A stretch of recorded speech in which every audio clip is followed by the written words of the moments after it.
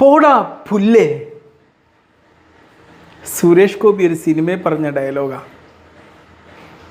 ഈ പോടാ പുല്ലേ എന്ന് കേൾക്കുന്നിടത്ത് പോയിട്ട് ഒരാൾക്ക് എടാ നീ എന്നെ അങ്ങനെ വിളിച്ചോ എന്ന് പറഞ്ഞാൽ അടി കൊടുത്താൽ എന്തായിരിക്കും സ്ഥിതി? അവർ തെറ്റായ തീരുമാനമായിരിക്കും. ബാക്കി കൂടി കേട്ടിട്ട് അടി കൊടുത്താലോ? അടി ആവശ്യമുള്ളതാണെങ്കിലേ അവിടെ കൊടുക്കുള്ളൂ, അല്ലെങ്കിൽ കൊടുക്കൂല. പലപ്പോഴും നമുക്ക് സംഭവിക്കുന്ന വലിയൊരു അപാകത എന്താണെന്ന് വെച്ച് കഴിഞ്ഞാൽ അതിൻ്റെ ഒരു പൂർണ്ണതയിൽ എത്തിയിട്ട് ചെയ്യേണ്ട കാര്യം അതിൻ്റെ മധ്യത്തിൽ വെച്ച് അങ്ങ് ചെയ്യും.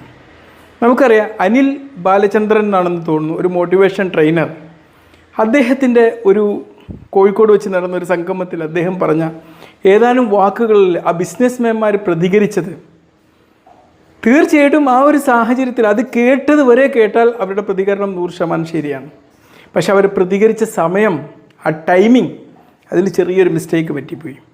ഇത്രയും പൈസ കൊടുത്തെടുത്ത ആ ക്ലാസ് പൂർണ്ണമായും കേട്ടതിന്